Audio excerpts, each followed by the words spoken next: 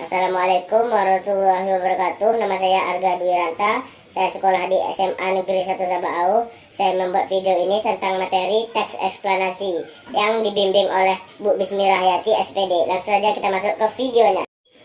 Pengertian teks eksplanasi. Teks eksplanasi adalah teks yang menjelaskan proses terjadinya suatu fenomena. Berikutnya ada 3 jenis teks eksplanasi, yaitu fenomena alam, menjelaskan peristiwa atau proses yang terjadi di alam seperti gempa bumi, tsunami, gunung meletus. Yang kedua ada fenomena sosial, menjelaskan fenomena atau masalah yang terjadi dalam masyarakat seperti kemiskinan, pengangguran, kriminalitas. Yang ketiga ada fenomena budaya, menjelaskan fenomena yang berkaitan dengan kebudayaan masyarakat seperti asal-usul tradisi, upacara adat, dan kesenian tradisional. Kemudian ada 3 struktur teks eksplanasi. Yang pertama ada pernyataan umum, bagian pembuka yang berisi pengenalan atau definisi umum tentang fenomena yang akan dijelaskan. Yang kedua ada deretan penjelas, bagian inti yang menjelaskan proses terjadinya fenomena secara runtut, mulai dari penyebab hingga akibatnya. Yang ketiga ada interpretasi atau kesimpulan, bagian penutup yang berisi kesimpulan atau penegasan kembali tentang fenomena yang telah dijelaskan. Ada 3 paragraf pendek teks eksplanasi. Pernyataan umum. Gempa bumi adalah getaran di permukaan bumi akibat lepasan energi secara tiba-tiba dari dalam bumi. Deretan penjelas. Gempa bumi terjadi karena penggerakan lempeng tektonik yang saling bergesekan. Interpretasi. Jadi gempa bumi terjadi akibat pelepasan energi dari pergerakan lempeng tektonik di bawah permukaan. Selanjutnya ada 6 ciri-ciri teks eksplanasi.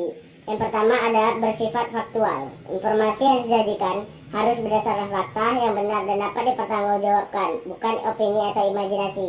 Yang kedua ada bersifat keilmuan, membahas fenomena yang berhubungan dengan ilmu pengetahuan seperti fenomena alam, gempa bumi, hujan, atau sosial, atau kenakalan remaja, atau demonstrasi.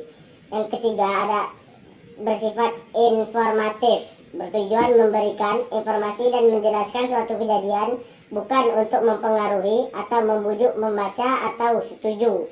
Yang keempat ada menggunakan pola sebab akibat, menjelaskan proses terjadinya fenomena melalui hubungan sebab dan akibat. Sering menggunakan konjungsi seperti karena, sebab, atau oleh karena itu.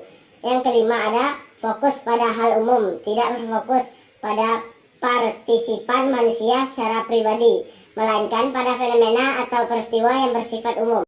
Yang terakhir ada struktur jelas. Teks memiliki struktur yang teratur, umumnya terdiri dari pernyataan umum, urutan sebab akibat, dan interpretasi atau opsional. Dan yang terakhir ada 8 unsur kebahasaan teks eksplanasi.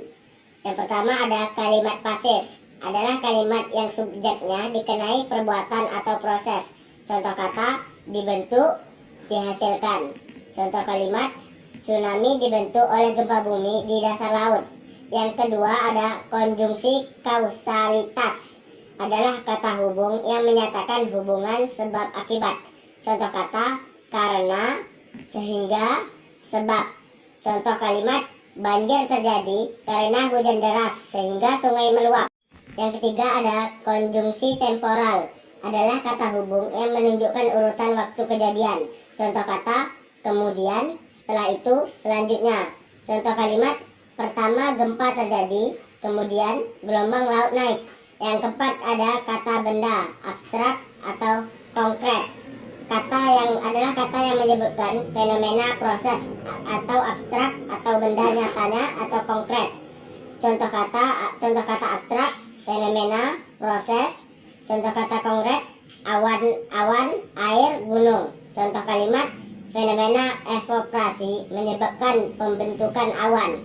Yang kelima ada istilah teknis, adalah kata ilmiah spesifik sesuai bidang ilmu. Contoh kata subduksi, evaporasi, fotosintesis. Contoh kalimat proses subduksi, lempeng, tektonik memicu letusan gunung berapi. Yang keenam ada verba material atau rasional, pengertian kata yang menyatakan tindakan fisik atau indera. Contoh kata menguap, pembentukan, terlihat. Contoh kalimat air menguap dan membentuk uap yang naik ke atmosfer. Yang ketujuh ada kata kerja relasional atau kopula, adalah kata kerja yang menghubungkan, menyatakan keadaan atau definisi. Contoh kata adalah merupakan, ialah. Contoh kalimat pelangi merupakan hasil pembiasaan cahaya matahari. Dan yang terakhir ada konjungsi kronologis, adalah kata hubung yang menunjukkan urutan kejadian spesifik.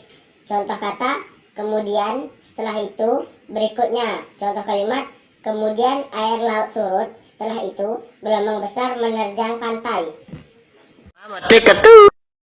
Baiklah, cukup sampai sini saja video saya, soalnya saya udah ngantuk. Saya ada sedikit pantun.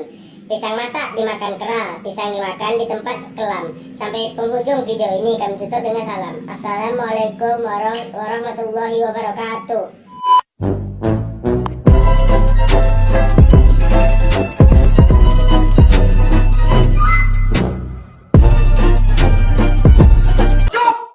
खत्म।